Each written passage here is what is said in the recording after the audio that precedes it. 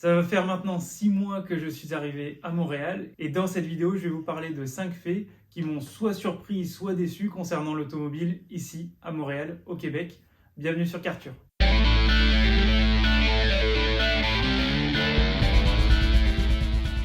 Le premier fait qui m'a assez surpris, il s'agit du financement. Pourquoi? Parce que en France, on va dire que c'est un petit peu 50-50. 50% de la population achète leurs autos comptant et 50% de la population achète plutôt via un crédit classique en banque. Et on commence petit à petit en France à utiliser la location longue durée ou alors le leasing, mais c'est quelque chose qui est quand même assez récent. Ici, on est quand même en Amérique du Nord et le crédit, le financement sur toutes les autos, c'est vraiment omniprésent. Pourquoi? Parce que, premièrement, en Amérique du Nord, en termes de salaire, on est payé, on est rémunéré toutes les 2 semaines, voire dans certains boulots toutes les semaines. C'est ce qui fait que, vu qu'on est, entre guillemets, rémunéré toutes les semaines, on a ce cash avec nous qui va nous permettre d'accéder ou non à un financement automobile. C'est ce qui fait qu'il y a énormément de personnes ici à Montréal qui, en fait, selon moi, vivent au-dessus de leurs moyens, puisque vous allez voir certaines personnes qui ont des professions, on va dire, assez classiques, qui ne sont pas réputées pour être très rémunératrices,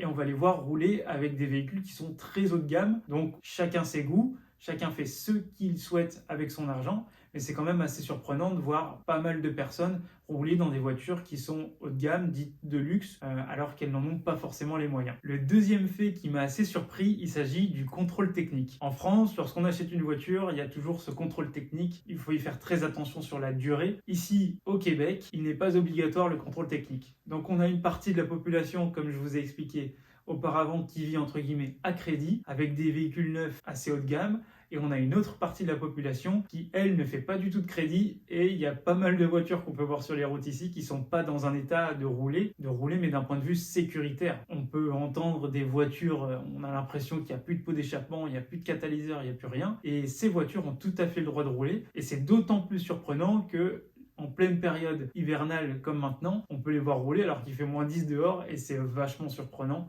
En tout cas, pour ma part, ça m'a vachement surpris. Le troisième fait, alors ça m'a à la fois déçu et à la fois surpris. On parle de cet aspect un peu contradictoire. Les Québécois, ils sont à la fois très disciplinés et à la fois pas du tout disciplinés. Comme je vous l'ai dit dans le fait précédent, il y a cet aspect avec le contrôle technique qu'il n'y a pas ici. En revanche, ils sont très carrés en termes de stationnement, comme j'ai pu vous en parler dans les vidéos précédentes. Je répète, dans ma rue, il y a une partie où le lundi et le mercredi, il faut faire attention à l'endroit où on est stationné de la période du 1er avril au 1er décembre. Et là, tout le monde joue le jeu, et vous allez voir pourquoi tout le monde joue le jeu, parce que les amendes sont très salées, mais on va dire que dans la majorité du temps, les gens sont très très carrés avec leur voiture, avec le respect des autres, que ce soit avec le trottoir, avec le code de la route. La discipline chez les Québécois en automobile, elle est quand même vachement présente selon moi. Le quatrième fait, il s'agit des routes. Alors, les routes, elles m'ont déçu parce que, bien évidemment, la qualité n'est pas au rendez-vous. Lorsque vous sortez de Montréal, et même que vous roulez globalement dans Montréal, vous avez du trafic, mais surtout l'état des routes est assez,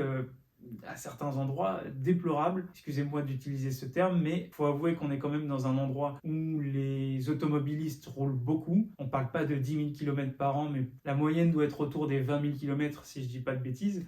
Et 20 000 km dans des conditions qui sont assez rude, sur des routes qui sont pas terribles, c'est un petit peu dommage. Autre fait qui m'a assez surpris, c'est que le Québec, c'est quand même une province qui est assez grande, mais en réalité, les gens ne roulent pas pendant 5 heures. Tout ce qui est autour de Montréal reste quand même accessible en termes d'heures de route. On parle jamais de 8 heures de route pour aller d'un endroit A à un point B, c'est plutôt 1h30, 2 heures, voire 3 heures de Montréal à Québec par exemple, mais néanmoins la majorité des voitures ici roulent énormément, donc on peut voir plein de voitures dites d'occasion usagées avec 150 000, 200 000 km, et c'est absolument pas un problème. Et le dernier fait, alors c'est un petit peu original comme fait, c'est que je n'avais pas prévu lors de mon arrivée ici à Montréal d'ouvrir une société afin d'accompagner les personnes à acheter leur première auto. J'en suis à la fois très fier et à la fois je remercie les quelques personnes qui m'ont fait confiance depuis l'ouverture du site web. J'en profite pour